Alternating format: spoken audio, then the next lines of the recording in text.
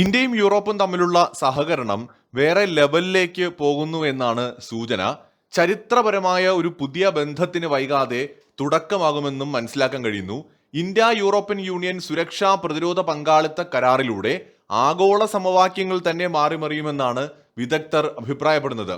അതായത് അമേരിക്കയുടെ നേതൃത്വത്തിലുള്ള നാറ്റോ സഖ്യമാണ് നിലവിൽ ലോകത്തെ ഏറ്റവും സൈനികമായിട്ടുള്ള ഒരു ശക്തമായ സഖ്യം എന്ന് പറയുന്നത്. ഇതൊരു സൈനിക സഖ്യം എന്നതിലുപരിയായിട്ട് നാറ്റോ അംഗരാജ്യങ്ങൾ പരസ്പരം ടെക്നോളജി കൈമാറാനും ആയുധങ്ങൾ പങ്കുവയ്ക്കാനും ഒക്കെ പരസ്പരം അങ്ങോട്ടും ഇങ്ങോട്ടും ഇവരെ അനുവദിക്കുന്നുണ്ട്.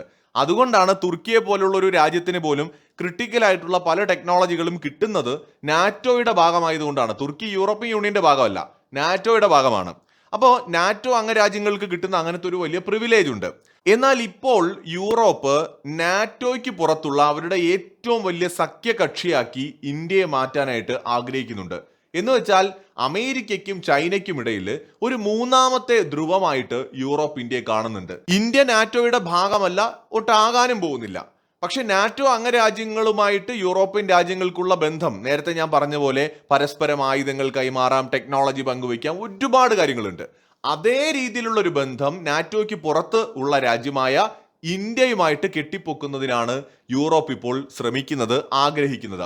ഇൻഡോ പസഫിക് മേഖലയിൽ സുരക്ഷിതമായിട്ടുള്ള കപ്പൽ ഗതാഗതം ഉറപ്പുവരുത്തുക, സൈബർ ഭീഷണികളെ നേരിടുന്നതിനും ബഹിരാകാശ സുരക്ഷാ ശേഷികൾ വർദ്ധിപ്പിക്കുന്നതിനും അങ്ങോട്ടും ഇങ്ങോട്ടും സഹകരിക്കുക, തന്ത്രപ്രധാനമായ രഹസ്യ വിവരങ്ങൾ കൈമാറുക തുടങ്ങിയവയെല്ലാം തന്നെ ഈ കരാറിന്റെ ഭാഗമായിട്ടുണ്ടാകുമെന്നാണ് സൂചന.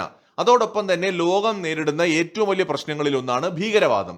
ഈ ഭീകരവാദ വിരുദ്ധ പ്രവർത്തനങ്ങളിൽ ഇന്ത്യയും യൂറോപ്യൻ യൂണിയനും പരസ്പരം സഹകരിച്ച് പ്രവർത്തിക്കുവാനും ഈ ഒരു കരാറിലൂടെ ലക്ഷ്യമിടുന്നുണ്ട്. മുൻപൊരിക്കൽ അമേരിക്ക ഇന്ത്യയെ നാറ്റോ പ്ലസ് അംഗമാകാനായിട്ട് ക്ഷണിച്ചിട്ടുണ്ടായിരുന്നു. എന്ന് വെച്ചാൽ നാറ്റോയുടെ കൂടെ അതേ പ്രാധാന്യമുള്ള ഒരു അംഗമായിട്ട്. പക്ഷെ ഇന്ത്യയുടെ ഒരു ഫോറിൻ പോളിസി എന്ന് പറയുന്നത് സ്വതന്ത്ര പരമാധികാര രാഷ്ട്രമെന്ന നിലയ്ക്ക് നമുക്കൊരിക്കലും ഏതെങ്കിലും ഒരു സഖ്യത്തിന്റെ ഭാഗമായിട്ട് മാറാൻ പറ്റില്ല. നമ്മളെ സംബന്ധിച്ചിടത്തോളം നേരത്തെ ചേരിചേരാ നയമാണ് നമ്മൾ ഫോളോ ചെയ്തിരുന്നതെങ്കിൽ ഇന്ന് നമ്മൾ എല്ലാ ചേരികളുമായും സഹകരിക്കുന്ന ഒരു നയമാണ് ഫോളോ ചെയ്യുന്നത്. അതുകൊണ്ട് തന്നെ നമ്മൾ ബ്രിക്സിലും G20യിലും ഒക്കെ നമ്മളുണ്ട്. G7ൽ നമ്മൾ സ്ഥിര അതിഥിയായിട്ട് പോകുന്നുണ്ട്. അതേസമയം തന്നെ നമ്മൾ ഒരു സൈനിക ഗ്രൂപ്പിന്റെയും ഭാഗമല്ല. പകരം നമ്മൾ എല്ലാ ഗ്രൂപ്പുകളുമായും തുല്യമായ രീതിയിൽ സഹകരിക്കും.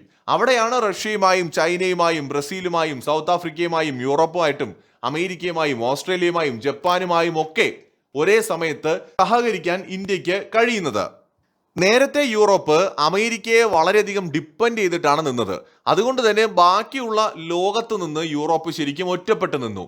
നേരത്തെ നമ്മുടെ ജയശങ്കർ ഒരിക്കൽ പറഞ്ഞതുപോലെ യൂറോപ്പ് എപ്പോഴും യൂറോപ്പിന്റെ പ്രശ്നങ്ങൾ ലോകത്തിന്റെ പ്രശ്നമായി കാണുകയും മറ്റ് ലോകത്ത് നടക്കുന്ന പ്രശ്നങ്ങളൊന്നും യൂറോപ്പിനെ ബാധിക്കുന്നതല്ല എന്ന രീതിയിൽ കാണുകയും ചെയ്തിരുന്നു.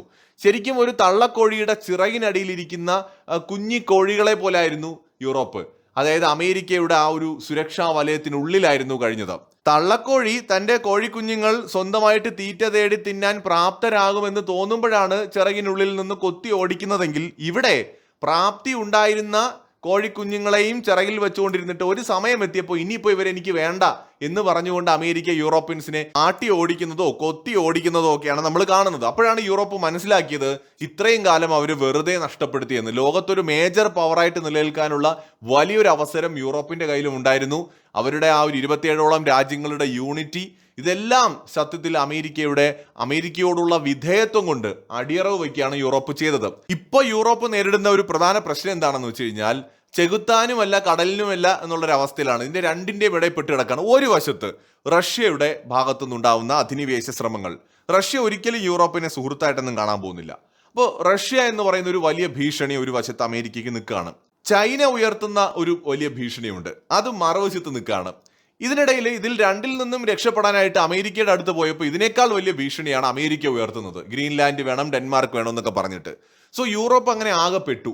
അവിടെയാണ് മറ്റൊരു പവറായിട്ട് ഇന്ത്യ വേണമെന്നും ഇന്ത്യയുമായിട്ട് അങ്ങനെ ഒരു സഹകരണം ആവശ്യമാണെന്നും യൂറോപ്പ് തിരിച്ചറിയുന്നത്. ഇന്ത്യയെ സംബന്ധിച്ചിടത്തോളം ഇതൊരു പ്രധാനപ്പെട്ട തന്ത്രപരമായ നീക്കമാണ്. യൂറോപ്പുമായിട്ടുള്ള സഹകരണം ഒരിക്കലും നമുക്ക് നഷ്ടമുണ്ടാവില്ല. കാരണം യൂറോപ്പ് പല ടെക്നോളജിയിലും മുന്നിലാണ്. രണ്ടാം ലോക മഹായുദ്ധ സമയത്ത് ജർമ്മനിയും ഇറ്റലിയും സ്വീഡനും അല്ലെങ്കിൽ ഈ പറയുന്ന ബ്രിട്ടനും ഒക്കെ ഫ്രാൻസും ഒക്കെ കണ്ടുപിടിച്ച പല ആയുധങ്ങളും തന്നെയാണ് പിന്നീട് പരിഷ്കരിച്ച് ഇന്നത്തെ പല രൂപങ്ങളിലേക്കും എത്തിയിട്ടുള്ളത്. അപ്പോൾ യൂറോപ്പിന്റെ മനുഷ്യ സമൂഹത്തിലുള്ള കോൺട്രിബ്യൂഷനോ അല്ലെങ്കിൽ ടെക്നോളജി രംഗത്തുള്ള അവരുടെ മേൽക്കൈയോ ഒന്നും നമ്മൾ വില കുറച്ച് കാണേണ്ടതില്ല. നമ്മളെക്കാൾ ഒരുപാട് പല മേഖലകളിലും അവർ മുന്നിലുമാണ്. അപ്പോൾ അതുകൊണ്ട് തന്നെ നമ്മളെ പോലെ ഒരു ഫ്യൂച്ചർ ഉള്ള ഒരു രാജ്യം, അടുത്തൊരു വലിയ മേജർ എക്കണോമിക് പവർ ആയിട്ട് മാറാൻ പോകുന്ന അല്ലെങ്കിൽ ഒരു ഫ്യൂച്ചർ സൂപ്പർ പവർ എന്ന് പ്രെഡിക്റ്റ് ചെയ്യുന്ന ഒരു രാജ്യം, നമുക്ക് കഴിയാവുന്ന ഓപ്പർച്യൂണിറ്റീസ് എല്ലാം നമ്മൾ യൂസ് ചെയ്യണം.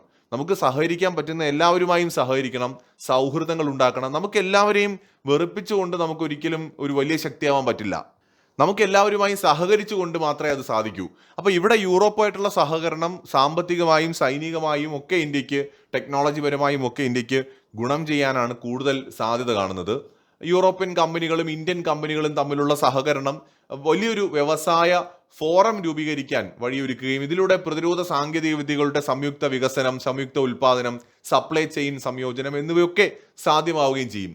യുദ്ധമോ മറ്റ് സംഘർഷങ്ങളോ മൂലം ഉണ്ടായേക്കാവുന്ന പ്രതിസന്ധികളെ ഒരു പരിധിവരെ പരിഹരിക്കുവാനും ഇത് സഹായിക്കും. ഇന്ത്യക്ക് മേക്കിംഗ് ഇന്ത്യ പദ്ധതിക്ക് കൂടുതൽ കരുത്ത് നേടാനുള്ള ഒരു അവസരവും ഇതിലൂടെ ഉണ്ടാവും. യൂറോപ്യൻ യൂണിയനെ സംബന്ധിച്ചിടത്തോളം ഇന്ത്യയെ പോലത്തെ ഒരു രാജ്യമായിട്ടുള്ള സൗഹൃദം എന്തുകൊണ്ടും അവർക്ക് ഗുണമാണ്. കാരണം റഷ്യയുമായിട്ട് നെഗോഷിയേറ്റ് ചെയ്യേണ്ടി വന്നാൽ ഇന്ത്യ അവർക്ക് ഏറ്റവും വലിയ അനുഗ്രഹമാണ്. അതേസമയത്ത് തന്നെ അമേരിക്ക ഉയർത്തുന്ന ഭീഷണികളെ മറികടക്കാൻ ഇന്ത്യ അവർക്ക് വളരെ വലിയ സഹായമാണ്.